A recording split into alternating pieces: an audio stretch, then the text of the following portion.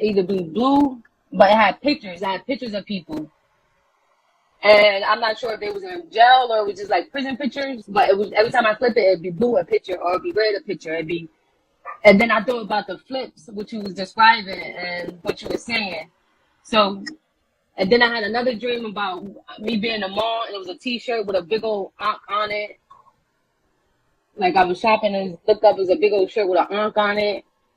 And I had another dream about this lady. I'm not gonna name her name, but we was all in white and it was in a building, and then all of a sudden a red alarm came on, like it was a fire and everything was red.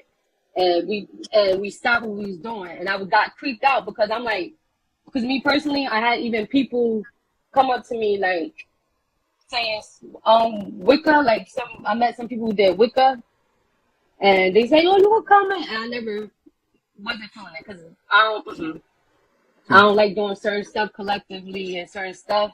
Well, you just gotta have your own circle. Yeah, and discernment, because this other lady, she came up to me. She called herself a guru, and I went to go test her, to not even test her, but just went to go because I believe I needed counseling. Like probably like I feel like I needed a counselor, but I know I could talk to myself. I've been talking to myself and everything, and people been thinking I was crazy because I talk to myself, but I feel like though that's necessary. Self-talk is one of the most powerful spiritual training exercises you can do. I've been doing that for long. That's why they I've been tell called you crazy or I'm weird. Yeah, that's why they tell you if you talk to yourself, you're crazy, to stop you from using self-talk. So she was she told me to give me I could give her a birth chart and she'll learn, and she know my soul more than me.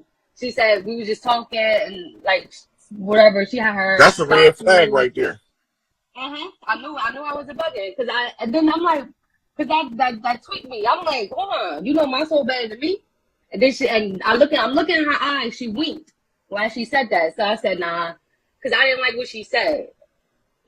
So I'm like, that's like, that was a red flag. Her wearing the mask. I don't mess with the mask or anything like that. Like, but when she said that, I was just looking at her like, do you know, I don't know if she knew who was in front of her or she don't know who I know is in front of me.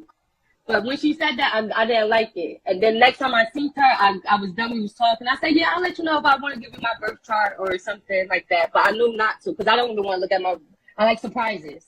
And I feel like if I look at it, I don't need to look at it. Like I'm looking at my chart a little bit, but I'm not going that deep into it.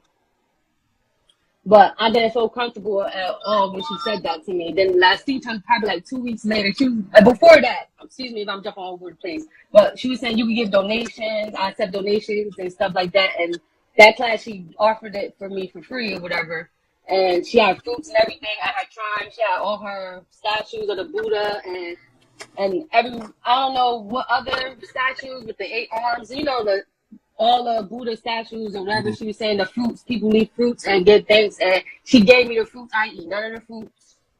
I just tossed it out. And I said thank you anyway. But then I seen her like 3 weeks later. And I said hi to her. She was like, she was avoiding me. Like she didn't want nothing else to talk to me or anything. I said, cool. That was just a confirmation to let me know.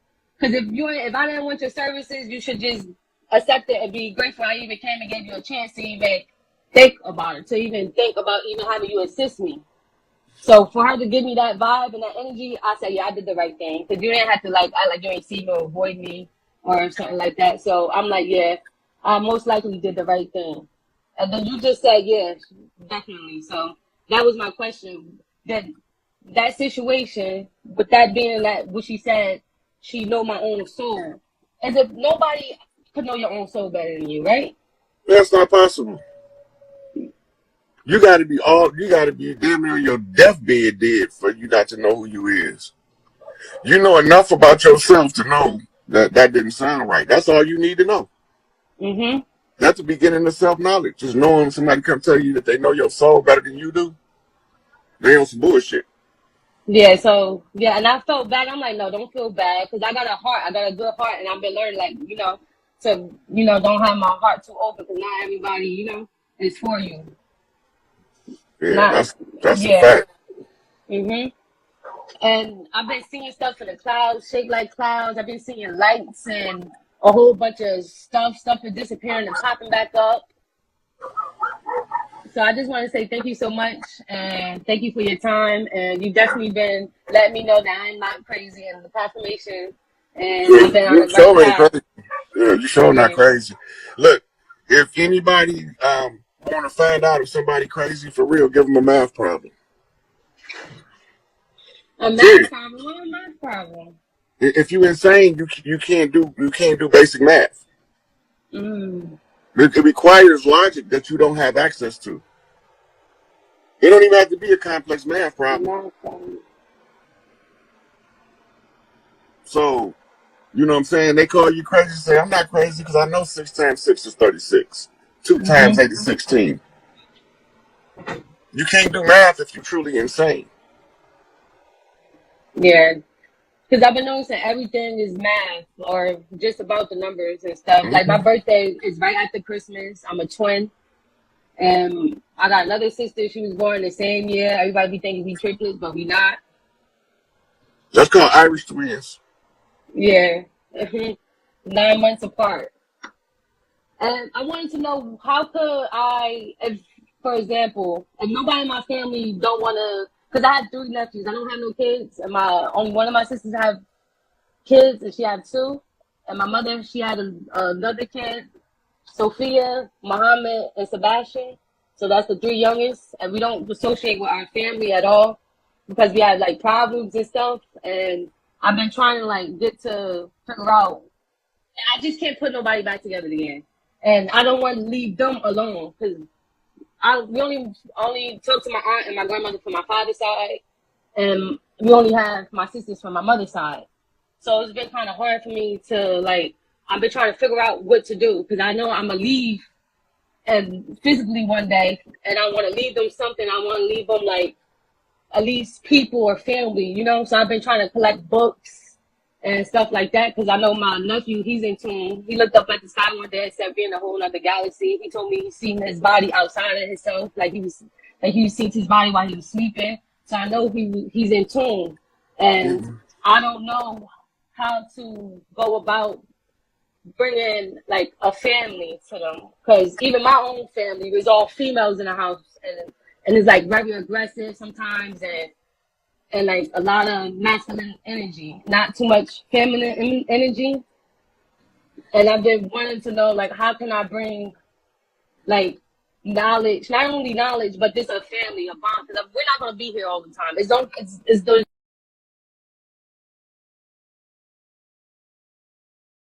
I'm gonna sit on the porch, drink my coffee in the It's about morning. to storm down there. Hope not. It's pretty clear out. It's kind of Okay. sun blocked by the clouds over on the east side, but you know, Okay. most of the sky is clear. Don't look like it's gonna rain soon. I think I Man, just, I think you I got just got the. hit with a raindrop. Oh yeah, yeah, because they look like the sky is a little cloud. Hey, look, Hey, man. before Let me we go on ahead. we hot live on YouTube right now. Yeah, we live, man. We live. We lit. We live at pride. Hey, Elder, I got something I gotta get out. Go ahead. So Go ahead. Run your Big business. Mama came to me this morning in a dream. All right. Go ahead. Let me mute up. All right, so for this is for the guy Rashad Jamal, who is being held up on some trumped up charges in his community. Right, the first thing they gotta do is they gotta make amends with Ellie. Ellie the power. Ellie know what to do. Ellie 100% solid gold. Right. So he gotta have her run a meditation with the youth. The youth trust her, so she gotta run the meditation with the youth. And the when she get back in touch with me, I'm gonna give her this ritual called Opener of the Way. And it's gonna make some shit move in that situation for the brother. It should have been moved, but I didn't do a show cause after the hay, so they waiting on the show cause for me. But I need some energy from them in his support, right? So all of the ones that's in the Rashad Jamal's Cosmic University, they need to reach out to Ellie, and if they had anything negative to say about her, they need to apologize because she's solid, A1. And when they make amends with her, it's gonna open up his case. That's Big Mama Baby. Okay, that's the first thing. The next thing is that all of these people doing the human trafficking, accusing other people, they're going to be the ones catch the backlash from the opening of the way for the righteous, right? Because the only way you can open the way is whoever did the dirt, they got to answer for their dirt. So if the university make amends with Ellie, I could tell her what to do next, right? So that's what I needed to say about that situation. Big Mama say this shit is over with, and now we have to start doing things as a catalyst to unification across the land, right? So all of this bickering and fighting that we've been doing because of this conjure war we about to get into, that shit got to come to an end. And we about to get into some shit right here. So whenever you're ready, Elder, pull up the George Washington picture I just sent you with the challenge on it so we can review it once again for those who don't know what the conjure war was. So while you looking, I just sent them to you in the file. So while you looking for them, I'm going to go over a little bit about the conjure war. 1492, Columbus came to the islands of Central America, and he brought with him a collection of what's called conquistadors. The conquistadors is the army or paramilitary branch of the Tudors royal family. The Tudors is from Europe, but that ain't their original name. Before they was called Tudors, they were called Etruscans, right? And when they came over here, they changed their name when they left Al-Maghrib after they got kicked out of Europe. They came over here with that bullshit, and we fought the Gullah Wars. Now, there's two sides to the story about the Gullah Wars. The Gullah Wars, when you hear that term, that's us talking about it. When the oppressors is talking about it, they call them the Seminole Wars, right? And so in Florida, all of the tribes, we was going to fight in Florida by the thousands. That's why they could never beat us. And we was always increasing in numbers. The more of us they killed, the more we came. So after the right before the Louisiana Purchase, the French lost the battle. And when the French lost the battle, they sold their protectorate rights to the English. It's called the Louisiana Purchase. When you read the treaty, the Louisiana Purchase was a protectorate agreement. The protectorate agreement gave them military rights to, you silent, Elder. You on mute. Oh no.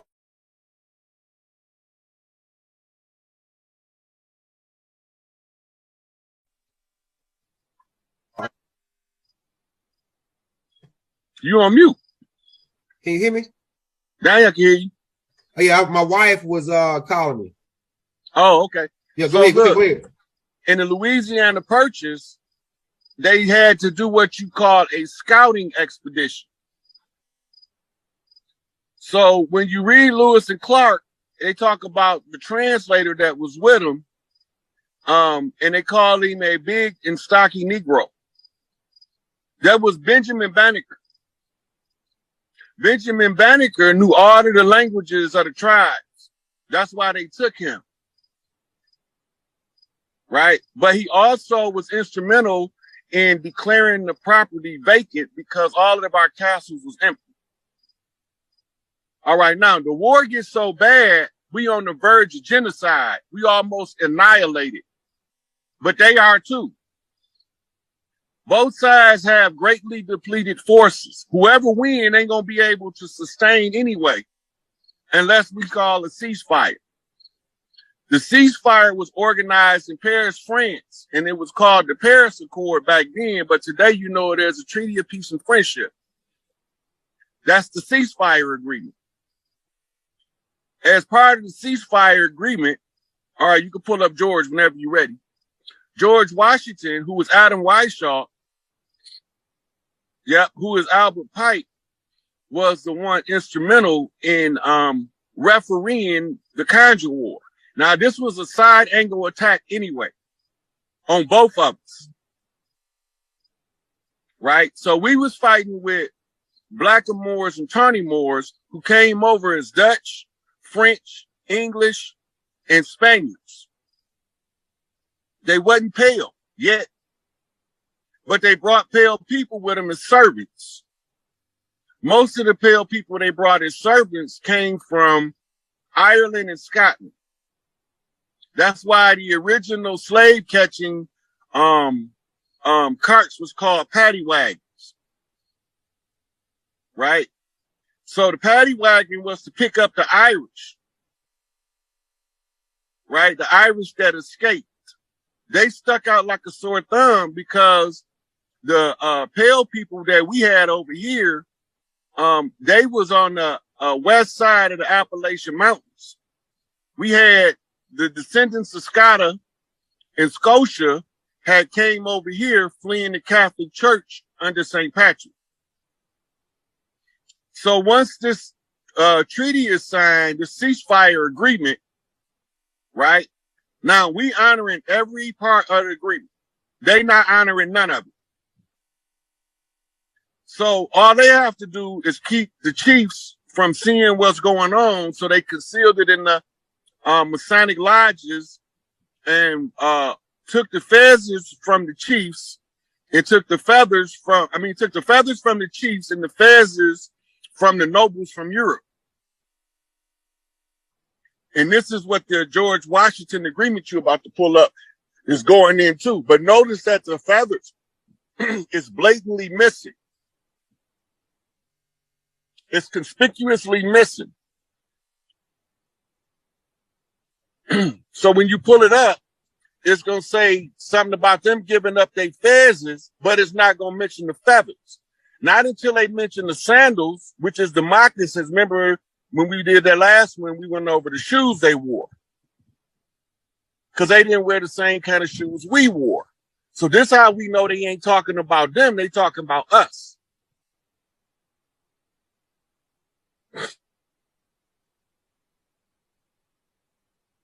Okay, blow that motherfucker up. Let's go over this motherfucker. One more time, y'all. This is the goddamn Conjure War agreement, right? It say, if we would agree to take the fezzes and turbans off the Moors' head and remove the sandals from their feet. They didn't wear sandals. We wore sandals. They wore fezzes and turbans. Now watch this. And enforce severe punishment, and to also swear a death oath between ourselves to religiously and faithfully not allow anyone to teach the Moorish children. Now we all Moors at this part of the document, right? But this is where it could get interesting is to teach the Moorish children who they really were, who their forefathers were, and allow the Moorish children to be taught that they were truly Negroes, black people, and colored folks. 200 years from today, the Moorish people would not know their nationality nor their national name of their origin. Now, when you're talking nationality, you're talking about a corporation. All nations is governed by Uniform Commercial Code. So pull the Uniform Commercial Code up because that's bigger than the Constitution. That's global. The Constitution is so-called national. I got you. UCC. Oh, yeah, baby. We got something on now.